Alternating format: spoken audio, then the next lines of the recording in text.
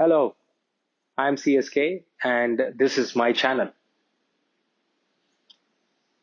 This story is about a boy by name Edwin Budding. Edwin was working in a garment factory in Europe.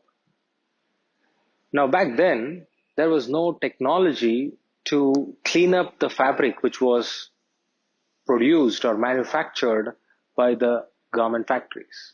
So, when I say clean up, when fabric used to be manufactured, there were these fine bits of threads which used to be left over on the fabric. Say, for example, if the fabric is built like this, there were these small little knots which were lying on the fabric.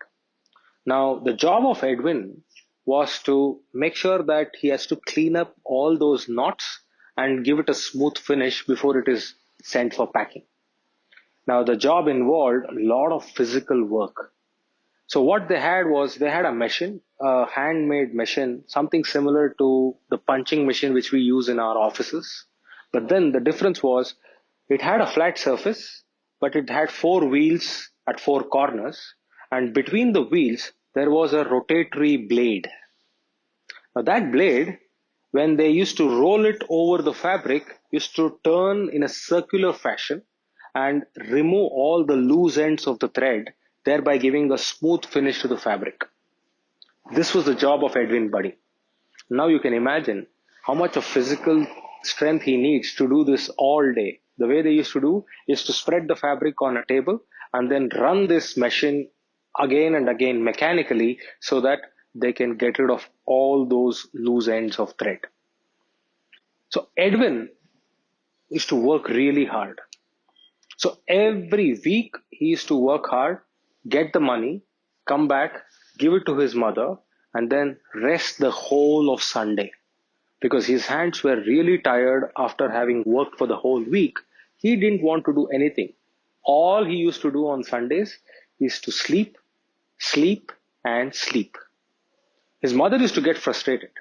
She used to keep shouting at Edwin, "Hey, whole week you're out of the house, and one day you get to spend at the house and you don't even come to help me in any household chores. Look at the lawn outside the house." And in Europe and in England, it rains heavily. So there is a lot of these weeds and grass which grows. Like, look at the height of the grass outside our house. Go cut them. We don't even know if there is a snake hiding there in the front yard. Edwin never used to listen to all of this. He's like, "Mom, let me take rest because I'm tired working the whole week." Because even cutting grass was a very, very tiresome job. You know how we used to cut back then? They used to have those long blades, kneel down on the floor, and then hit the grass at the root so that it falls. And after some time, you gather it together and throw it in the bin. Now, Edwin was not ready to do all that on a Sunday. One day he gets to rest. But his mother never stopped complaining. So one day he realized that I should do something about it. So in his lunch break at the office, when he was doing that threading and removing all those loose ends of the thread, he got an idea. He said, "Let me try this." So he comes hurriedly one day home and then climbs the attic.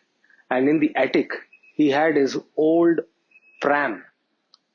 Pram we all know, right? The one which we used to take the kids around when they are small. So when he was a kid, they had a pram at the house, and now that he's grown up, they just dumped it at the attic. So he pulls it out, takes it to the fabricator, and he says, "Listen, I want you to put a rotatory blade between the wheels."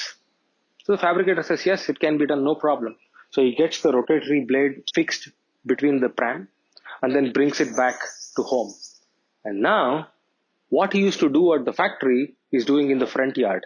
What is to run the pram in the lawn or in the garden, and then the rotatory blade will cut down the grass, and then he loads it onto the pram and throws it in the bin. So this was exciting because it saved him a lot of energy and he just had to roll it over. After a few days, Edwin gets another idea. And that is, okay, can I change the height of the blade? So he takes it again to the fabricator and he says, "Listen, can you make it three levels?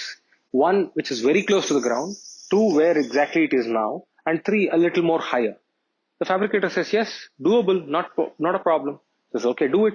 Now he has got the same pram with a rotatory blade, but with 3 levels. He brings it, and then now he starts creating designs in his front yard. So when he puts it to the bottom, the grass is finely cut so that there is one kind of a texture. Second level, there is another kind of a texture. Third level, there is another kind of a texture. This became so popular because of its visible appeal. The neighbors started calling him, can you do our grass also? So Edwin said, fine, fair enough, but then for 1 hour, I'll charge you £5. So the neighbor said, fine, because even if I do it in my hand, I can't get this kind of a design. So come and do it. This business became so big that he started putting a board outside his house saying, Edwin Budding, the grass cutter. And before he realized, he was running a business and he left his garment job. He hired a few more boys, took a few more prams, got all of them fabricated, and now he went into business as the grass cutter. Today, friends, the famous lawn mower, what we see and what we use in our cricket fields or in our front yards or in our gardens for landscaping, owes its origin to Edwin Budding. Now, why am I sharing this story with you?